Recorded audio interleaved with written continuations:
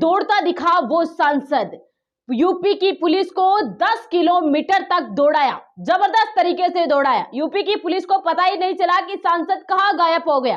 किस प्रकार से नगीना सांसद चंद्रशेखर आजाद ने यूपी पुलिस को चकमा दिया और चकमा देकर मेरठ तो पहुंच गए, लेकिन पीड़ित परिवार से नहीं मिल पाए। बताते हैं आज दिन भर के अंदर किस प्रकार से कश्मकश करके नगीना सांसद चंद्रशेखर आजाद मेरठ पहुंचते हुए नजर आए।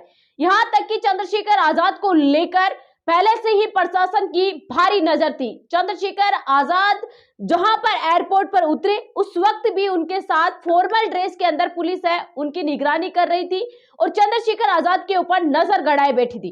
चंद्रशेखर आजाद यहाँ पर दिल्ली से एयरपोर्ट यहाँ पर लखनऊ एयरपोर्ट पहुंचे 10 बजे के करीब आसपास। वहां पर चंद्रशेखर आजाद के उतरते ही प्रशासन के लोगों ने उन्हें घेर लिया। उसके बाद चंद्रशेखर आजाद वहां से भी चकमा देकर निकले।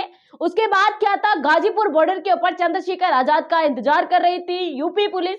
भारी संख्या के अंदर पुलिस वहां पर तैनात थी कि हम सोच भी नहीं सकते कि एक सांसद के लिए इतनी भारी पुलिस है या फिर किसी और व्यक्ति के लिए इतनी भारी पुलिस है वो लगाई गई है। वहां पर चंद्रशेखर आजाद को रोका, चंद्रशेखर आजाद को कहा कि आपकी गाड़ी यहां से नहीं जा सकती। वहां से चंद्रशेखर आजाद पैदल उतरे, पैदल उतरकर कुछ ही देर के वहां पर चलते हुए नजर आए। आगे चंद्रशेखर आजाद, पीछे यूपी की पुलिस देखने को मिलती हुई नजर आए। आगे चंद्रशेखर आजाद दौड़ते हुए नजर आए तो यूपी की पुलिस भी चंद्रशेखर आजाद के साथ दौड़ती हुई नजर आई। पीछे पुलिस, आगे चंद्रशेखर आजाद। उसके बाद चंद्रशेखर आजाद वहां से ऐसे निकले तो यूपी पुलिस को चकमा देकर। वहां पर चंद्रशेखर आजाद और यूपी पुलिस के बीच झड़प भी होती हुई नजर आई, लेकिन चंद्रशेखर आजाद वहां से निकले।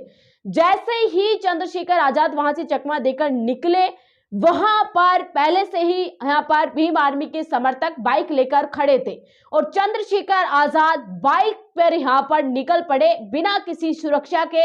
ऐसे ही बस एक आम आदमी की थ्रू मेरठ की बेटी को न्याय दिलाने के लिए चंद्रशेखर आजाद ने कहा कि कुछ भी हो, जब तक बेटी नहीं मिल जाती, जब तक आरोपी को गिरफ्तार नहीं कर लिया जाता, मेरी मां की जो हत्या हुई है उस आरोपी को गिरफ्तार नहीं कर लिया जाता, मैं उस पीड़ित परिवार से मिल नहीं लेता, तब तक इसी भी प्रकार से भागता रहूंगा। उसके बाद चंद्रशेखर आजाद वहां से आगे निकलते हैं।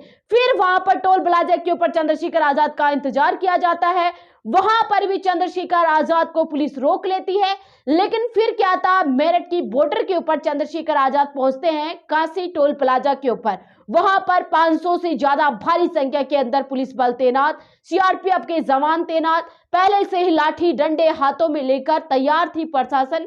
और उसके बाद वहां पर भारी संख्या के अंदर भीम आर्मी के समर्थक भी पहुंच चुके थे, क्योंकि उन्हें पता चल चुका था कि चंद्रशेखर आजाद को गिरफ्तार किया जा सकता है या फिर चंद्रशेखर आजाद को रोका जा सकता है। वहां पर चंद्रशेखर आजाद पहुंचते हैं गाड़ी के अंदर और वहां पर पहुंचते ही चंद्रशेखर आजाद की गाड़ी को चारों तरफ से घेर लिया जाता है पुलिस के द्वारा। चंद्रशेखर आजाद को रोकने पर वहां पर चंद्रशेखर आजाद धरने पर बैठ जाते हैं। चंद्रशेखर आजाद आप बीती अपने लोगों को बताते हैं कि किस प्रकार से वहां से वो भागकर आए, कैसे एयरपोर्ट से पुलिस से बचकर यहां तक पहुंचे। लेकिन चंद्रशेखर आजाद को वहां पर रोक लिया जाता है, पीड़ित परिवार से नहीं मिलने दिया जाता है।